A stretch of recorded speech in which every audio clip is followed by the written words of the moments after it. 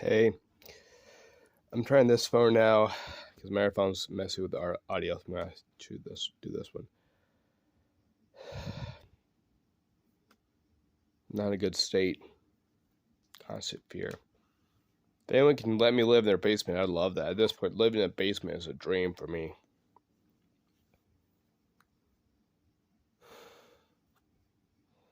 Probably about an hour after this uploads, I'm going to go ahead and do a live stream of me cleaning my apartment. So I'm going to be doing that now.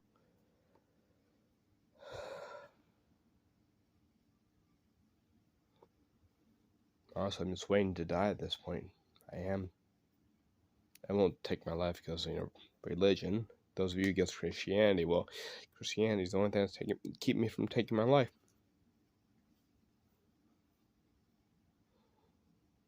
I'm so ugly, female officers will get hostile at the sight of my face. So now I'm afraid to go outside because I could get shot by some officer that doesn't like me, like my face. Go to the emergency department, and I risk once again a female healthcare provider being so shocked by me without having a shirt on that she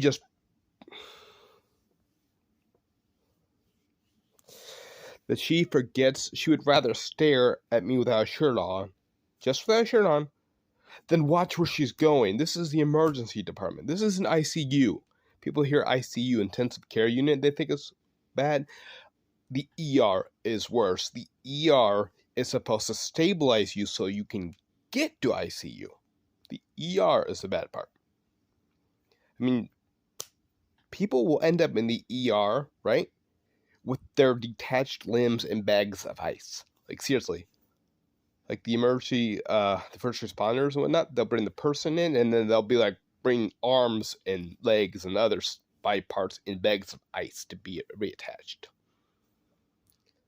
They see, like, stuff, like, organs, not skin stuff. They see stuff like that in the emergency department. I was in there in 2016 in the emergency department. I actually did come close to death. I literally saw on the monitor my blood pressure hit 40 over dash dash. Okay? That meant the systole, which is when the heart pumps, right, only went to 40 mmHg. It's supposed to be 120. When my heart pumped, it was doing 1/3 of the pressure it was supposed to. And then as far as the dash dash, that meant that when my heart did not pump, my blood pressure was so low, that machine, which cost who knows how many thousands of dollars, couldn't even detect blood pressure. Couldn't feel anything when my heart didn't beat. So, pretty much, my blood would flow and my heart pumped, and then it would stop flowing. It's just boop, boop, boop. That's pretty much all was going on in my body. So yeah, I was pretty much dead. And at the time, I was having bloody diarrhea. And I mean bloody diarrhea, as in there was blood in there. They had to test and everything. Yep, that was blood. My white blood cell count was just over triple the maximum of the normal range. Lactic acid was high. I was almost gone. The 40 over dash dash, you wonder how were you conscious stuff. Well, right when it hit 40 over dash dash, that's when I whited it out. Like 1.5 seconds after I saw that, I'm like, and I go white out and everything. Just so yeah, I did see it do that because like right after that I was like, so yeah.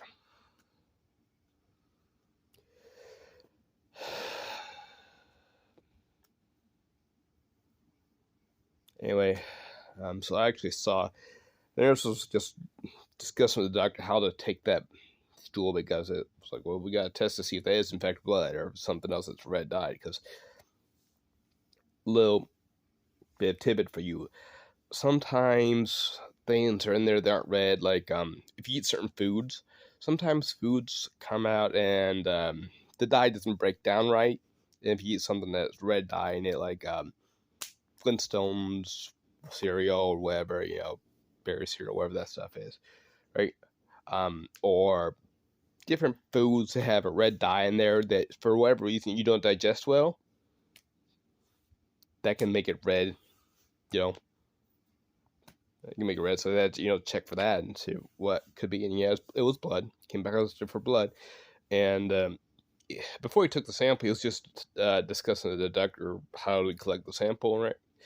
And the doctor said, "Well, you can grab it, or I don't know if he said grab it, but he said something like that, or go to the go back in the go down the kitchen, and get a spoon and or spork, and scoop it up and put it in the cup." And yeah, he went down to the kitchen, got one of those packets of that's a cutlery in there, took it out, took the spork out, and just scooped it up there. Scooped diarrhea with blood in it into a sample jar. No reaction. Just like, yep. And you might think, well, why did he do that? If it's an issue of sterility or something, well, would it be not sterile? Would it contaminate it? Well, that amount and the fact it's sealed in a little package and stuff, the chance of there being blood, at least with their test, where they're testing for blood, the chance of there being blood in it, especially fresh blood, is you shouldn't even consider. It's not going to happen.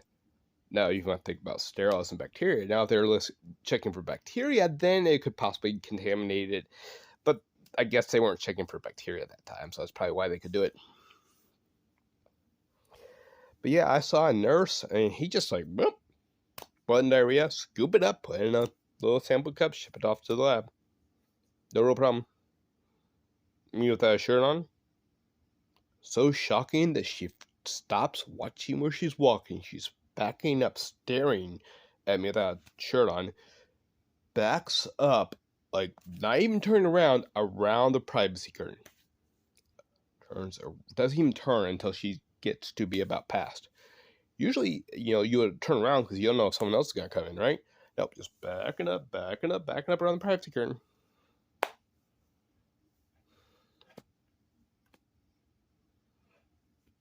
So I got medical professionals being shocked with me having a shirt off. I've got police officers becoming hostile because they don't like my face. I had therapists that told me I can't have a healthy relationship because of autism. Every single social interaction I interpret wrong. So I'm never going to be able to interpret a significant other's social interaction right. Had a staff member who would say, he was so obsessed with saying I was wrong because he thinks it's helping people with autism. He would say, people with autism, you can trust. He would disagree with people with autism so that people like me wouldn't see things in black and white, yada, yada, yada. But when I say he said that, he's like, no, I didn't say that. That's how obsessed he is with that. He also was asking how come he never sees people react the way I say they react. I was like, well, you choose not to be in those situations. You choose not to be. You say you'll be next to me at the convention, so I'll feel safe. And every time you say you'll be next to me, yep, you go wander off. You go wander off. Just wander off. You said you'd be next to me. You didn't. You broke your promise every single time without fail. You never stick to your word and stay beside me. I don't see you again until you decide to call me and tell me it's time to go. So all that time you could have had an opportunity to see that. Nope. You chose not to. Every time I ask you to stick with me so I feel safe, you say you will. Without fail, you break your promise. So I don't feel safe around you anymore. I at least feel safe going to these conventions with you anymore because you always break your promise. You always start just wandering off even though you promised to stick with me. So I don't feel safe to do that anymore.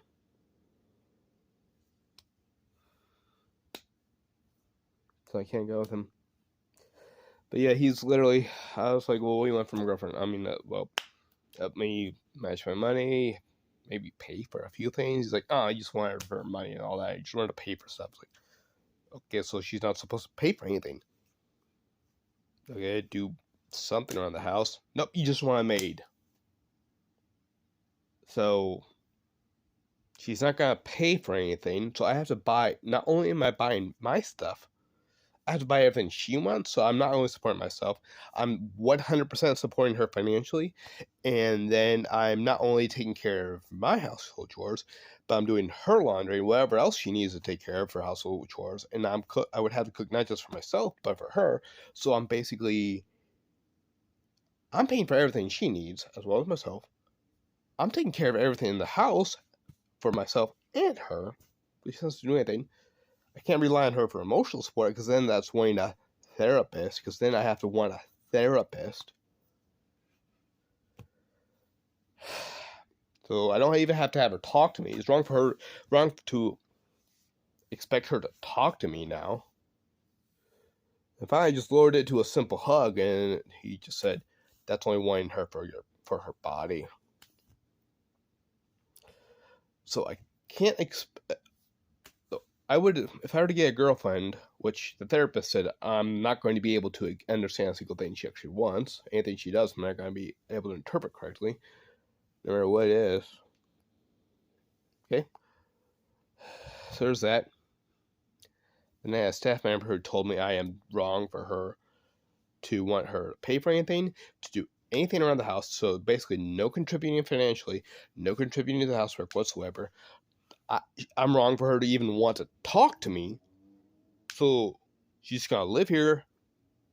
I have to pay for everything she wants, okay? I have to do all the housework around here, which would be including what she would add. She doesn't have to talk to me, and she doesn't even have to hug me. No, she doesn't even have to act like I exist. She doesn't even have to just take money from me, have me take care of everything she needs to have done around the house, not talk to me, not hug me, not even a hug.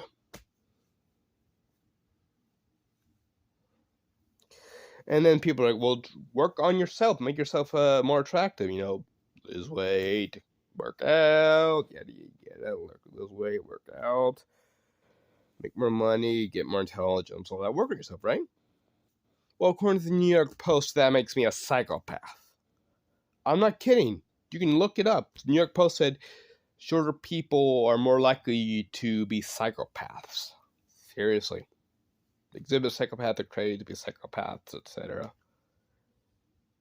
And it even says in there that trying to do different things to improve themselves and make them more attractive is a psychopathic trait. So, great. So, you've got a therapist that says because of autism, I can't have someone with a disability, or because of autism, I can't even have a girlfriend.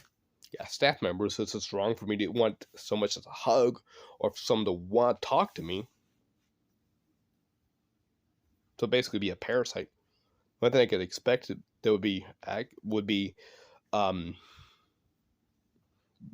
right is a parasite, to have a parasite essentially. You've got officers that are just so shocked by my face they feel threatened by this. Look at my face. I see my face and I feel threatened. I mean, that's bad. I mean, they're trained to look for threats that they might have to draw their weapon. And one of the cardinal rules, I don't know if you know this, but one of the cardinal rules about firearms, you do not point them at someone unless you are prepared to kill. That's the only reason you would draw. If you're not prepared to kill, you do not draw that weapon. That's the only reason you would. And the big reason is if you draw that weapon, someone's going to see that as a threat. They may come at you, okay? They may come at you, and then you are forced to use it with what's considered deadly force. So, one of the cardinal rules, there are a few of them, but one of the cardinal rules is you do not point that at a single person unless you are fully prepared to kill. Not just wound, I mean actually kill, because things go crazy. Okay, that's one of the cardinal rules. So if a police officer is so threatened by my face alone, across a street, not even moving towards her, just my face across the street, fall on the sidewalk, nothing moves, the one hand that's near her is clearly visible on a strap, that's on a tote. It's not even like a firearm or anything. It's just a tote at the farmer's market. He feels threatened by that and becomes hostile from across the street. That's bad. You got an emergency department, emergency room. Healthcare providers being shocked by me having to shirt off so much that they forget to watch where they're walking. That's bad. And you think about, okay, well, improve yourself. Now the New York Post says if I so much as try to improve myself, make myself more attractive, try to get more sleep, get this nice and smooth, some going back to like get this taken care of, get more muscle, work on my posture, work on my intelligence, get a better paying job, make more money, yada yada yada. New York Post says that makes me a psychopath. So now I've got staff telling me I'm an incel. I've got a therapist, which I don't see her anymore, but I had a staff telling me I'm an incel. I had a therapist telling me I'm an incel. And now the New York Post says if you so much as try to improve yourself, you're a psychopath. Well, guess I'm going to be alone for the rest of my life, and there's no hope. According to the New York Post and the University of Italy and Padua or something like that.